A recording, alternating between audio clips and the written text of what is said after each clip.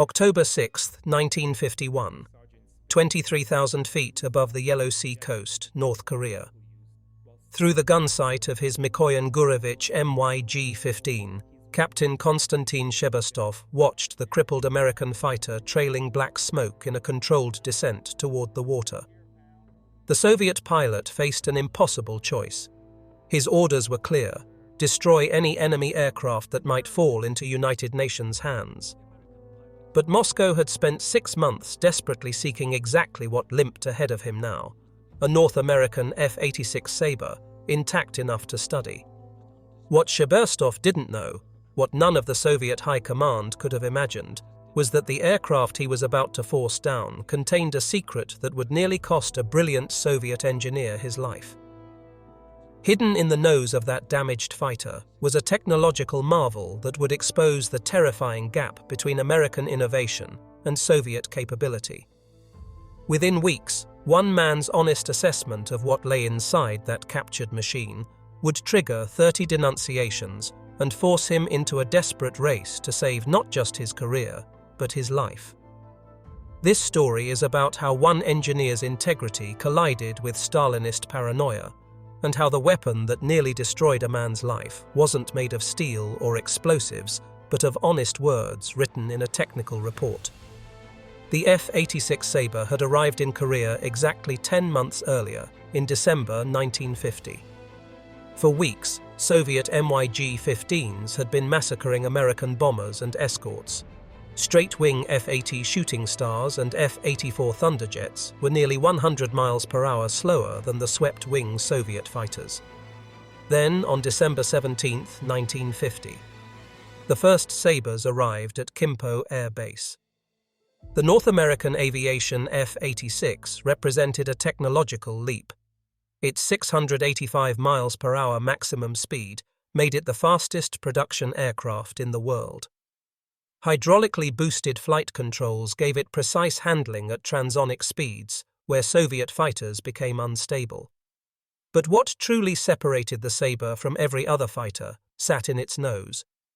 The Sperry AN/APG-30 radar ranging gun sight used a small radar to measure range automatically, gyroscopes to detect turning rates, and an analog computer to calculate precise aiming points, while both aircraft maneuvered violently.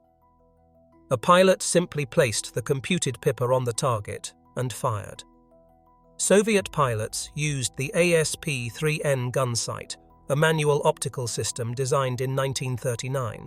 Range estimation was visual, deflection calculation was mental. Against maneuvering fighters at high angles, accuracy required exceptional skill and considerable luck. Joseph Stalin, who had spent years rebuilding Soviet military capability after the war that nearly destroyed his nation, understood air power with a sophistication that surprised even American generals. After wartime meetings with the Soviet dictator, General Henry Arnold, commanding general of U.S. Army Air Forces, considered Stalin better informed about American air capability than some of Arnold's own commanders. When reports reached Moscow in early 1951 that American pilots were achieving unprecedented accuracy in aerial combat, Stalin immediately grasped the implications. On a cold morning in March 1951, Stalin summoned his Air Force commanders to the Kremlin. The meeting, documented in Soviet military archives declassified decades later, was brief and direct. Stalin wanted an F-86 Sabre, intact, delivered to Moscow, whatever the cost. The captured aircraft would allow Soviet engineers to study American manufacturing techniques, materials science, and most importantly, the fire control system that was making American pilots so deadly. Soviet intelligence had been monitoring F-86 operations since the Sabre's debut in December 1950. Agents monitored radio transmissions, interrogated captured American pilots, and analyzed every piece of information about the new fighter. But without an intact example, Soviet engineers could only speculate about how the American fire control system actually worked. Stalin understood that possessing the aircraft would permit Russian engineers to copy and modify parts in a fraction of the time it would take to develop improvements from scratch. He had done exactly this with the B-29 bomber after 3 of those aircraft made emergency landings in Vladivostok during World War II. Lieutenant Colonel Jubenko arrived in China in April 1951, leading a group of elite test pilots. Their mission was unprecedented: force American Sabre pilots to land at North Korean airfields through careful damage and psychological pressure. The plan was brilliant in concept but impossible in practice. American pilots, knowing Soviet forces desperately wanted their aircraft, preferred death or capture over allowing their machines to fall intact into enemy hands. Jubenko's unit flew 76 sorties, specifically targeting F-86s for capture. They achieved 0 successes. But Stalin's order had been absolute. Soviet pilots began accepting extraordinary risks to bring down American fighters near recovery teams. On October 6, 1951, 2nd Lieutenant Bill Garrett's patrol from the 4th Fighter Interceptor Wing encountered elements of the Soviet 324th Fighter Air Division over the Yellow Sea. The 324th, based at Chinese airfields across the Yalu River, was no ordinary unit. Its pilots included some of the highest-scoring aces from the Eastern Front, men who had survived hundreds of combat missions against the Luftwaffe. Lieutenant Colonel Yevgeny Pepelyaev, commanding the 196th Fighter Aviation Regiment, led his formation into perfect attack position above and behind the American patrol. Pepelyaev, who would end the war credited with 19 victories, making him the Soviet Union's top-scoring ace in Korea, fired first. His cannon shells struck Garrett's F-86A, serial number 491319, behind the cockpit. The rounds damaged the J-47 engine and, critically, destroyed the ejection seat mechanism. Garrett was trapped in a dying aircraft. As Garrett turned toward the Yellow Sea, hoping to ditch in water deep enough to sink the wreck beyond Soviet recovery, Captain Konstantin Shebestov's flight of 4 MiG-15s spotted the damaged Sabre. Shebestov, flying at 3,300 feet, closed to between 975 and 1,150 feet, the range documented in his official combat report filed hours later. He could see the American pilot desperately working controls, trying to maintain altitude while limping towards safety. Shebestov faced a dilemma that would have been incomprehensible to Western pilots. Soviet forces in Korea operated under strict orders designed to conceal their presence. They wore North Korean or Chinese uniforms. They were forbidden from flying into UN-controlled territory. They could not engage enemy aircraft at close range where identification became possible. These orders were enforced with terrifying severity. When Soviet pilots were forced to bail out over water, their wingmen were ordered to strafe both pilot and parachute to prevent capture and identification of Soviet involvement. But Shebestov knew his government desperately wanted an intact Sabre. His orders to prevent capture conflicted with his understanding of strategic priorities. He made his decision. Opening fire with his cannons and machine guns, he damaged Garrett's aircraft further, forcing the American lower and slower, but carefully avoiding strikes that would cause catastrophic structural failure. Garrett's Sabre descended toward the coastal mudflats, controllable but not powerful enough to reach deep water. At approximately 09:15 hours local time, Garrett's F-86 struck the mudflats along the North Korean coast at less than 120 miles per hour. The impact was violent but survivable. The soft mud, while preventing the aircraft from sinking as Garrett intended, cushioned the landing enough that major structural components remained intact. Garrett, wounded and desperate, released his canopy manually and climbed from the cockpit as Chinese and North Korean soldiers ran toward the crash site from fortified positions along the shore.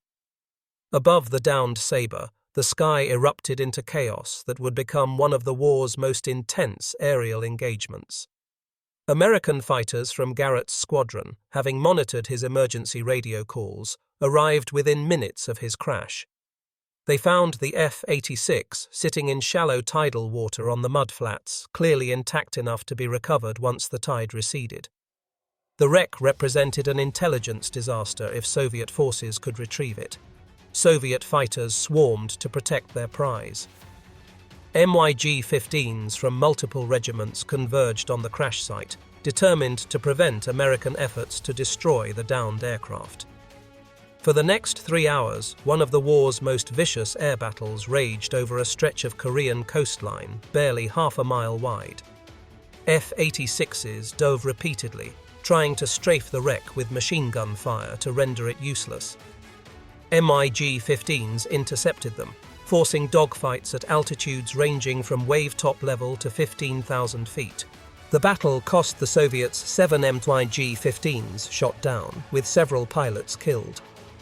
The Americans lost no aircraft in air combat, though several Sabres returned to base with battle damage. But despite their tactical victory, American pilots watched helplessly as the incoming tide gradually covered the wreck. The water rose, submerged the fuselage, and seemingly doomed Soviet recovery efforts. American commanders hoped the salt water would destroy electronics and corrode components enough to make technical analysis impossible. An SA-16 amphibious aircraft, flown by a rescue crew that would later receive commendations for extraordinary bravery, landed under intense mortar and small arms fire on the mudflats to extract Garrett. The pilot held position for nearly 3 minutes while Chinese forces fired from fortified positions less than 500 yards away. Garrett, bleeding from shrapnel wounds and nearly unconscious from blood loss and shock, struggled through the mud toward the rescue aircraft. He reached the SA-16 seconds before mortar rounds bracketed its position, sending geysers of mud and water around the aircraft. The SA-16 lifted off with its starboard float damaged by shrapnel, the pilot nursing the damaged aircraft back to friendly territory while carrying Garrett to safety. Behind them remained the prize Stalin had demanded for 6 months.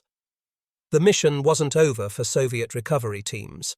As darkness fell and the tide receded, revealing the partially damaged but still largely intact Sabre, hundreds of Chinese laborers arrived carrying cutting equipment, trucks, and specialized tools.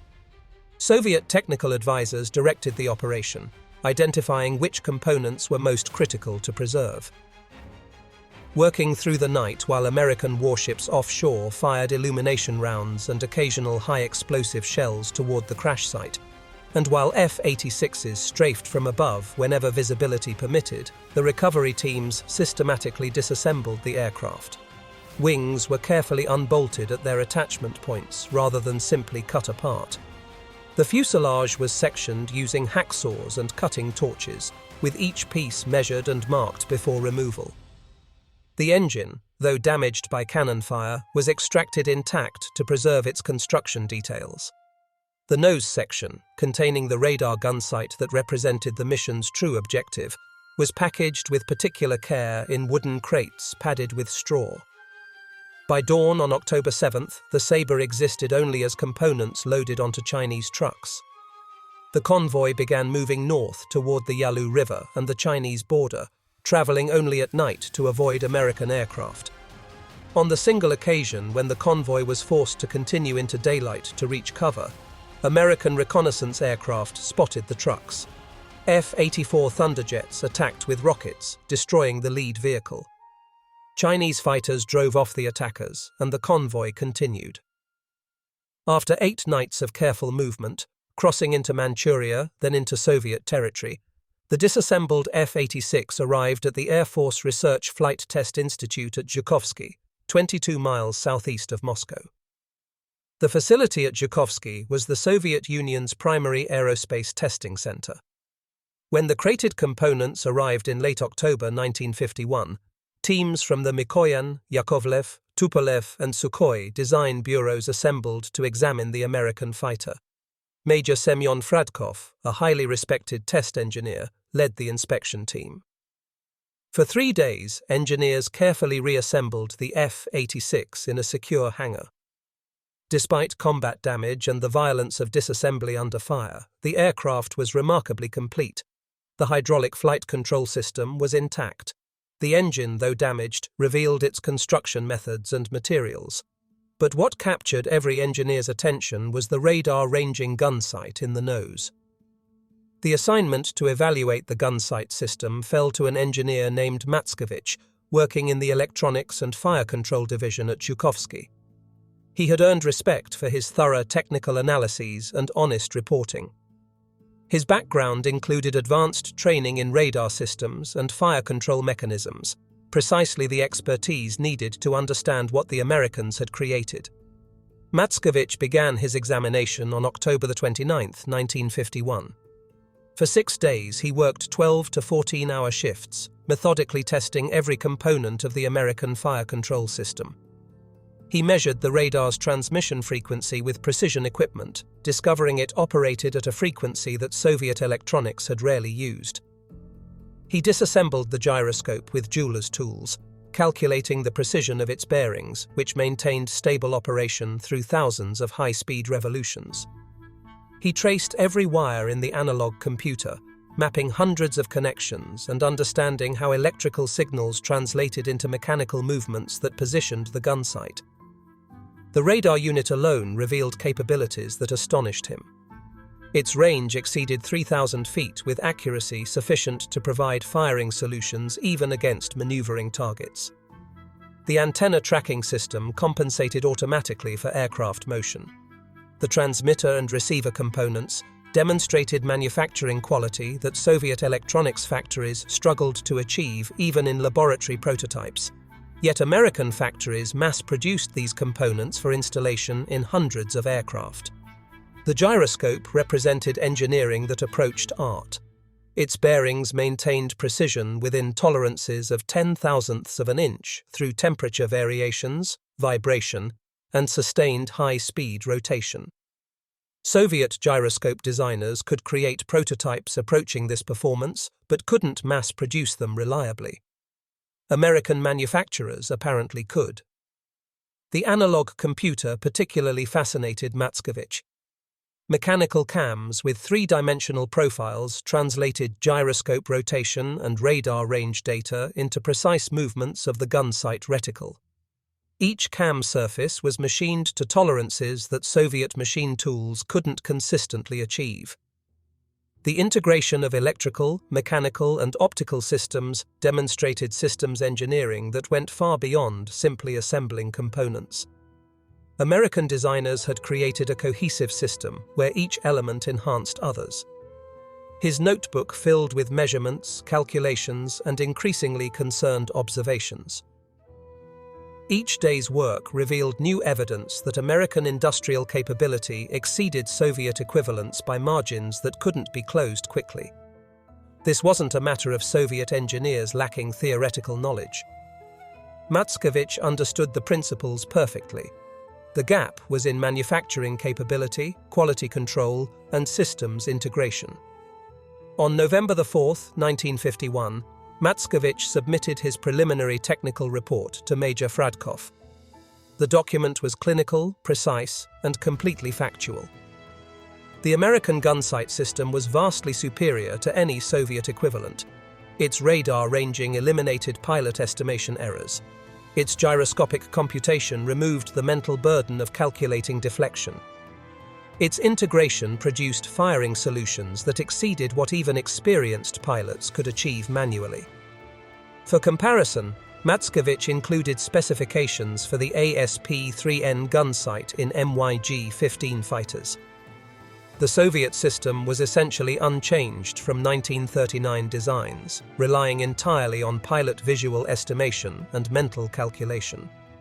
Major Fradkov read Matskovich's report and immediately understood the implications. American pilots had a technological advantage that compensated for any superior performance the MiG-15 might possess. But Fradkov also understood something else.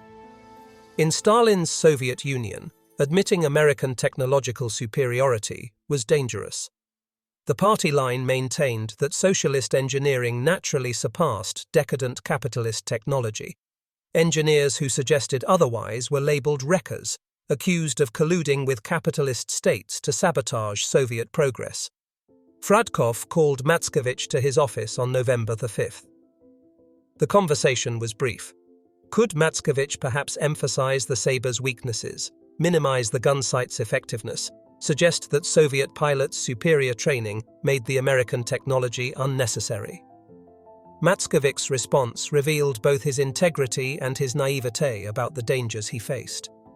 The facts were the facts. The American system was superior. Denying this truth would not change reality. Soviet pilots were dying because their equipment was inferior. Lying about the gun site's capabilities would only ensure more deaths. He refused to modify his conclusions. Within 48 hours, Matskevich's life began unraveling. His report had been circulated to senior engineers from multiple design bureaus for review. In Stalinist Russia, every technical worker understood that survival often meant demonstrating loyalty by denouncing colleagues. Matskevich's honest assessment of American superiority provided perfect material for politically motivated attacks disguised as technical disagreements. The denunciations arrived in written form, addressed to Communist Party officials at Zhukovsky, to the Ministry of Aviation Industry, to the political officers monitoring the Institute for Ideological Deviation. Matskevich would later tell Western historians that he received approximately 30 separate denunciations from fellow engineers in the weeks following his report's circulation. The accusations varied in detail but shared common themes. Matskevich was promoting foreign technology over Soviet achievements. He was demoralizing Soviet pilots. He was undermining confidence in Soviet design bureaus. He was, perhaps, a foreign agent deliberately sabotaging Soviet aviation. In Stalin's Russia of 1951, such accusations carried extraordinary danger. The Great Terror of the 1930s had officially ended over a decade earlier, but Stalin's paranoia had not diminished. If anything, the post-war years had intensified his suspicions. The doctor's plot that would emerge publicly in 1952 was already being prepared in secret. The Leningrad affair had recently decimated party leadership in that city. The anti-cosmopolitan campaign targeted intellectuals with foreign connections or interests. Engineers who questioned official decisions, who suggested capitalist technology might be superior, who demonstrated through facts that party doctrine was wrong about technical matters, frequently vanished. Some were sent to sharashkas, special design bureaus within the Gulag system, where imprisoned engineers worked on defense projects under armed guard. Andrei Tupolev himself, the legendary aircraft designer, had spent years in such imprisonment, designing bombers while technically a prisoner. Sergei Korolev, who would later lead the Soviet space program, had survived the Gulag system, but carried permanent physical scars from his imprisonment. Others were sent to standard labor camps in Siberia, where technical skills meant nothing, and survival depended on physical endurance and luck. Still others were simply executed after brief trials or no trial at all, their families informed only that they had been convicted of crimes against the state and sentenced under Article 58, the catch-all provision for counter-revolutionary activities. The terror was selective enough to maintain industrial productivity. Stalin needed engineers to build weapons, develop technologies, keep Soviet industry functioning at levels that could compete with the West. But the terror was random enough to ensure absolute compliance with party orthodoxy. No one could predict who would be accused next, or what minor transgression would trigger denunciation. This uncertainty was deliberate, a tool of control that kept everyone perpetually vigilant about political correctness. Matskevich, young and previously insulated from such politics by his technical work, suddenly understood the gravity of his situation. Each denunciation was a potential death sentence. In the Soviet system, denunciations accumulated weight through repetition. 30 accusations, even if baseless, created a file that demanded attention from security services. The NKVD, reorganized as other security agencies but no less terrifying, investigated engineers accused of sabotage with particular thoroughness. The accusations followed a pattern familiar to anyone who had survived the Stalinist system. Colleagues who had worked alongside Matskevich for years suddenly discovered he had always displayed suspicious tendencies. His technical brilliance, once admired, became evidence of foreign training. His attention to detail in analyzing American systems became proof of excessive interest in capitalist technology. His honest reporting style became evidence of insufficient loyalty to Soviet achievements. Each denunciation referenced others, creating a false consensus that Matskovich represented a genuine threat to Soviet aviation security. Matskovich recalled decades later that he believed he would be kicked out of service, sent to Siberia, or worse. Worse meant execution. The wording was carefully chosen even decades later when he could speak freely. He had looked directly into the machinery of Stalinist repression. That experience marked him permanently, leaving him both proud of his survival and haunted by the colleagues who hadn't been as fortunate or resourceful. Matskovich's salvation required proving that his report, rather than sabotaging Soviet aviation, could actually save Soviet lives. Within days of receiving the first denunciations, he began working feverishly on a countermeasure to the American radar gun sight. The solution he devised was elegant, inexpensive, and practical. The AN/APG-30 worked by transmitting radar pulses that reflected from target aircraft. Matskovich designed a simple receiver, similar to modern police radar detectors, that could detect these transmissions. Installed in the tail of MiG-15 fighters, the receiver was connected to the pilot's headset. When an American Sabre's gun sight radar began tracking the MiG, the receiver detected the reflections and produced a warning tone. As the Sabre closed and the radar signal strengthened, the tone increased in volume and urgency. The device was crude compared to the American system it countered, but it was effective and, most importantly, it was Soviet-developed using entirely Soviet components.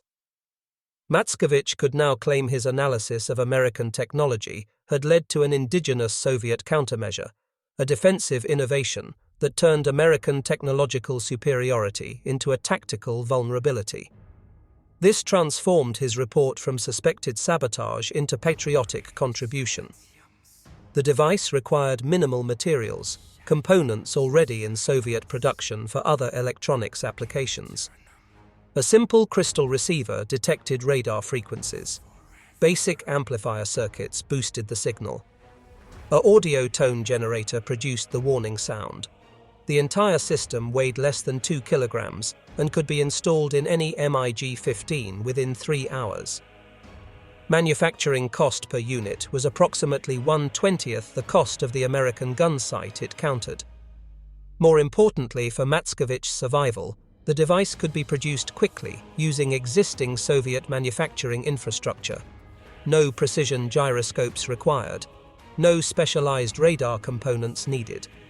No complex mechanical computers necessary. Soviet factories could manufacture warning receivers in quantities sufficient to equip the entire fighter force in Korea within months, using technology and processes they already possessed. Flight testing the system became the responsibility of Lieutenant Colonel Stepan Mikoyan, nephew of Artem Mikoyan, the renowned co-founder of the Mikoyan-Gurevich Design Bureau. Stepan Mikoyan was a test pilot with impeccable political credentials. His involvement provided both technical validation and political protection. Initial tests produced mixed results. The receiver worked perfectly, but many pilots found the system annoying during combat. Several test pilots simply turned it off. Matskovich's career depended on proving the system's value in actual combat. The breakthrough came during a routine combat patrol over the Yalu River in late January 1952. The regimental commander, whose experience would vindicate Matskovich's work, was a veteran who had survived 3 years of combat against the Luftwaffe and considered himself too experienced to need electronic assistance in aerial combat. Flying at 28,000 feet in clear weather, the commander heard a faint beeping in his headset. He glanced back to check his 6 o'clock position, the universal blind spot all fighter pilots feared. Nothing visible against the brilliant blue Korean sky. The tone grew louder, more insistent. He craned his neck around to look again, straining against the G-forces of his patrol pattern. Still nothing. No contrails, no glints of sunlight on canopies, no visual indication of threat. The tone continued increasing, becoming genuinely annoying. The commander, convinced the system was malfunctioning and providing false alarms, reached down and shut it off. The sudden silence was a relief. He returned his attention to leading his flight, maintaining formation, watching for genuine threats that he could see with his eyes rather than hear through electronics. A minute later, a nagging uneasiness made him reconsider. The tone had been specific, directional, insistent. Against his better judgment, he flipped the switch to reactivate the warning system. Instantly, the tone resumed at maximum volume, howling in his headset with such urgency that he instinctively craned around for another look at his 6 o'clock position. This time he saw them. 2 F-86s, their polished aluminum fuselages barely visible against scattered clouds, closing rapidly from his high 6 o'clock position in a perfect attack geometry. They were perhaps 800 meters away, close enough that their radar gun sights had achieved solid lock, close enough that they were seconds from opening fire. The commander didn't hesitate. He rolled inverted and pulled the control stick hard, executing a split S maneuver that traded altitude for speed and changed his flight path instantly. As he dove, he heard and felt the impacts, 650 caliber bullets striking his left wing. The Sabres had opened fire a fraction of a second before his maneuver began. Minor damage resulted, torn aluminum and damaged control surfaces, but the emergency action had spoiled their firing solution. The commander leveled out at 12,000 feet, nursing his damaged MYG back to base. He landed with his left wing shredded by machine gun fire, evidence clearly visible of how close he had come to destruction. His immediate report electrified Soviet units in Korea. The warning system worked. It had provided early warning when visual detection proved impossible. It had given him precious seconds to react, seconds that transformed a killing shot into minor damage. Word spread through the Soviet units within days. Pilots who had dismissed the device as unreliable suddenly demanded installations. Within 2 weeks, Matskevich's warning receiver transitioned from experimental nuisance to essential equipment. By March 1952, every MiG-15 operating over Korea was equipped with what pilots called Matskevich's ears. The system also saved Matskevich's career and quite possibly his life. The denunciations that had threatened to destroy him, that had filled files monitored by security services, that had seemed certain to end in his arrest and imprisonment or worse, now appeared in a completely different light. They became evidence not of his disloyalty, but of the jealousy and malice of colleagues attempting to sabotage a brilliant engineer whose innovations were saving Soviet pilots' lives in combat. He received the Order of the Red Banner, one of the Soviet Union's highest military decorations, awarded specifically for meritorious service that enhanced Soviet military capability. North Korea provided him with a special citation for technological achievement that contributed to the defense of their nation. His warning device and its derivatives became standard equipment on all Soviet fighters for the next decade, a legacy that would persist long after the Korean War ended and extend throughout the Cold War. But Matskevich understood the device's limitations. It was ultimately a defensive response to American innovation, not an equivalent capability. Soviet pilots could detect when American gun sights were tracking them, but this knowledge didn't provide an offensive advantage. They still had to evade manually, while American pilots maintained accurate tracking through their radar systems. The fundamental asymmetry remained. By May 1952, production had expanded enough to begin equipping Soviet forces in Korea with the warning receivers. Combat reports began flowing back to Moscow, describing successful evasions based on the system's alerts. Pilots who had initially dismissed the device as unreliable learned to trust the warning tones. When the distinctive beeping sounded in their headsets, experienced pilots immediately executed evasive maneuvers, even if they couldn't visually acquire the pursuing aircraft. Soviet fighter losses, while still substantial, declined modestly when pilots properly used the warning system. Variants of Matskevich's basic design would serve Soviet aviation for over a decade, installed in M1G-17s, M1G-19s, and early M1G-21s. The system's simplicity, using readily available Soviet components, made it practical to manufacture in large quantities and deploy across the entire Soviet fighter force. Production eventually exceeded 10,000 units, equipping not just Soviet fighters, but also aircraft supplied to Warsaw Pact allies and client states throughout the Cold War. Each receiver cost approximately 1/10 what the American radar gun sight cost to produce. But Soviet commanders understood that cheap defensive countermeasures were a poor substitute for equivalent offensive capability. Soviet efforts to develop their own radar-ranging gun sight proceeded urgently throughout this period. Engineers at multiple design bureaus worked to copy the American system, studying every component of the captured AN/A PG-30. But immediate production proved impossible. The challenges were fundamental, rooted in Soviet industrial capabilities rather than theoretical understanding. Precision gyroscopes required bearings manufactured to tolerances that Soviet industry struggled to achieve consistently. American bearings operated smoothly through thousands of hours of high-speed rotation. Soviet equivalents wore out quickly or introduced errors that made the gun sight unreliable. The analog computer used electrical servos and mechanical cams, whose design required mathematical understanding that took Soviet engineers months to decode. Even after understanding the principles, manufacturing components to the required precision remained problematic. The radar itself operated at frequencies requiring specialized electronic components that Soviet electronics industry had never mass-produced. American manufacturers could produce consistent, reliable radar components because their electronics industry had developed these capabilities during World War II for applications beyond military fire control. Soviet electronics industry, while capable of producing functioning systems, lacked the manufacturing infrastructure for mass production of such specialized components at the quality levels American systems achieved. These weren't problems that could be solved through harder work or revolutionary enthusiasm.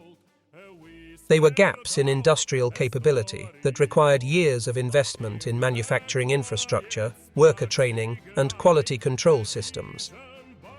In May 1952, engineer Vladimir Kondratiev from the Central Aero Hydrodynamics Institute wrote directly to Stalin proposing to build the F-86 in serial production while maintaining complete resemblance to the original. The proposal was audacious. Kondratiev suggested not just copying design principles, but creating an exact duplicate down to individual components and manufacturing processes. Stalin, characteristically demanding the impossible and impatient with explanations of why things couldn't be done, approved the project immediately. Kondratiev received 1 year to create a Soviet Sabre including its radar gun sight. For 12 months, Kondratiev's team worked desperately. They copied the aerodynamic design, measuring every contour of the wing, every curve of the fuselage. They reverse-engineered the hydraulic flight control system, tracing hundreds of lines and understanding the redundancy built into American designs. They duplicated the wing structure, noting how American engineers achieved strength through clever design rather than excessive weight. The team made genuine progress in many areas. The basic airframe could be duplicated using Soviet materials and manufacturing. The hydraulic systems, while requiring some adaptation of American techniques, were within Soviet industrial capability. The engine, though damaged in the crash, revealed construction methods that Soviet designers could adapt. But the radar gun sight remained impossible. Every attempt to manufacture components to the required precision failed. Gyroscope bearings wore out too quickly, servos introduced errors, radar components lacked the consistency that American mass production achieved. The knowledge gap was too wide to bridge through copying alone. Understanding how something worked didn't automatically provide the industrial capability to manufacture it reliably. Stalin's death in March 1953 ended the project. The Soviet leadership, occupied with succession struggles, abandoned the effort. The next generation of Soviet fighters would incorporate lessons from the captured Sabre in areas like hydraulic controls and wing design, but Soviet fighters wouldn't receive comparable radar-ranging gun sights until the early 1960s. The captured F-86 remained at Zhukovsky for years, examined by new generations of engineers. Soviet designers studied its construction techniques, materials, and systems integration. They learned how Americans achieved reliability through simpler processes and careful redundancy, rather than excessive over-engineering. The broader implications of the captured Sabre extended far beyond fire control systems. Soviet engineers studying the aircraft recognized patterns in American design philosophy that differed fundamentally from Soviet approaches. American designs prioritized manufacturability, using simpler processes that could be widely distributed across many factories. Soviet designs often prioritized theoretical performance, using complex manufacturing that concentrated production in specialized facilities. American designs incorporated redundancy and fail-safe systems. Soviet designs accepted single-point failures in exchange for weight savings. These philosophical differences reflected deeper distinctions between American and Soviet industrial capabilities. The United States possessed vastly more manufacturing capacity, could produce precision components in enormous quantities, and could afford redundant systems that increased reliability. The Soviet Union, still rebuilding from the devastation of the Great Patriotic War, needed to maximize performance from limited industrial capacity. The AN/APG 30 gun sight represented an American industrial advantage that Soviet factories couldn't match at that time. Each gun sight required precision gyroscopes with bearings manufactured to tolerances of 10,000ths of an inch. The radar components needed vacuum tubes and electrical parts built to specifications Soviet electronics factories weren't equipped to meet. The analog computer used mechanical cams whose three-dimensional profiles required specialized machining tools. Even after Mackiewicz analysis revealed the complete design, Soviet industry couldn't mass-produce the components. This industrial gap explained why Mackiewicz's honest assessment was so dangerous. His report didn't just reveal that one American system was superior. It revealed that American industrial capability allowed innovations that Soviet industry couldn't duplicate. This truth threatened fundamental party doctrine that socialist central planning produced industrial superiority over capitalist chaos. In 1953, North Korean pilot Senior Lieutenant No Kum-sok defected to South Korea in his MiG-15, landing at Kimpo Air Base on September 21st. American engineers at Wright-Patterson Air Force Base subjected the MiG to exhaustive examination, confirming what Soviet engineers already knew. The MiG was formidable in climb rate and altitude performance, but its fire control system was primitively simple compared to American equivalents. The experience gap between pilots explained much of the air combat outcome beyond technology alone. Soviet pilots deployed to Korea in 1951 were highly experienced veterans of the Great Patriotic War. These men had survived hundreds of combat missions against the Luftwaffe, had fought through the desperate early years when Soviet aviation was technically inferior, and had learned to maximize the capabilities of their aircraft through skill and aggression. Names like Pepelyaev, Ivan Kozhedub, and Nikolai Sutyagin represented the elite of Soviet aviation. When these experienced Soviet pilots met equally experienced American pilots in roughly equal circumstances, combat results were approximately even. Both sides had skilled pilots, both had capable aircraft with different strengths, and victory often depended on tactics, positioning, and luck more than equipment superiority. American pilots respected their Soviet opponents, recognizing experienced adversaries who knew how to exploit the MiG-15's superior climb rate and high-altitude performance. But by late 1952, the situation had changed dramatically. Most Soviet pilots had rotated home after completing their combat tours. Soviet policy limited tours to preserve experienced pilots for potential conflicts with NATO forces. The replacements were predominantly hastily trained Chinese and North Korean pilots with minimal flight experience. Many had fewer than 100 hours of total flight time when they entered combat. They lacked the instinctive understanding of high-speed maneuvering that came only from extensive training. These inexperienced pilots faced Americans who averaged 400 hours of flight training before entering combat, including dedicated gunnery training and extensive formation flying practice. The superior American training, combined with radar-ranging gun sights that reduced the skill required for accurate shooting, produced increasingly lopsided results. Inexperienced pilots in inferior equipment faced experienced pilots with superior technology, a combination that proved devastating. By war's end in July 1953, U.S. Air Force records credited Sabre pilots with approximately 800 aerial victories, while losing fewer than 80 F-86s in air combat. Soviet records disputed these numbers but couldn't change the fundamental outcome. American air superiority had been re-established through superior technology and training. Matskevich's story emerged gradually after the Soviet Union's collapse, when Western aviation historians interviewed Soviet veterans. In interviews conducted in Moscow, Matskevich, retired and living on a modest pension, spoke with evident pride about the radar warning receiver. He remained animated, describing the 30 denunciations and the fear they created, but expressed satisfaction that his work had improved Soviet aviation by honestly assessing American superiority. He understood the system that produced the denunciations. In Stalin's Russia, survival often required demonstrating loyalty through denouncing others. The engineers who accused him were mostly protecting themselves. He reserved his anger for the political structure that made technical honesty dangerous. Asked what he thought when first examining the American radar gun sight, his response was immediate. He knew instantly it was superior. The precision of construction, elegance of design, and sophistication of integration demonstrated engineering that Soviet industry couldn't then match.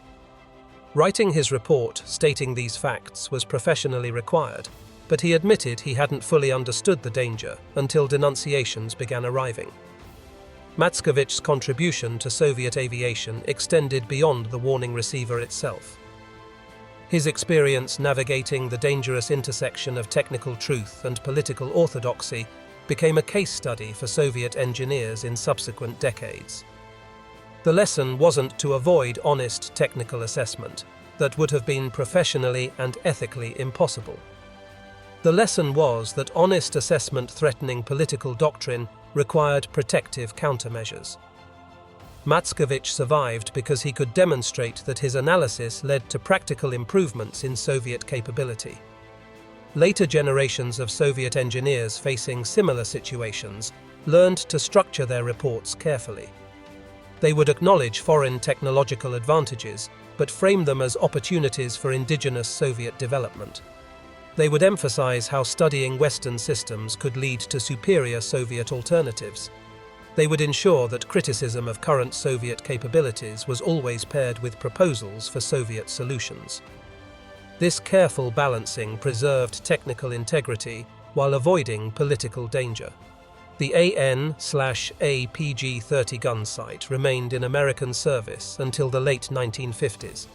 Its influence extended far beyond its years of active use, establishing the paradigm of radar-ranging fire control that every subsequent system followed.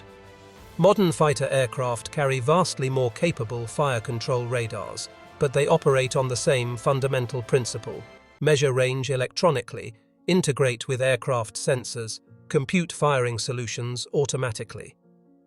The American pilot Bill Garrett, whose damaged F-86 was forced down in October 1951, survived the war and returned to the United States. He continued to fly in the Air Force for many years. In interviews later in his life, he expressed mixed feelings about his aircraft's capture, though the intelligence windfall to Soviet forces was ultimately limited. October 6, 1951. The day a Soviet pilot forced an American fighter down onto Korean mudflats. The day Stalin got his prize. The day that would lead to 30 denunciations and desperate innovation by a Soviet engineer whose only crime was telling the truth.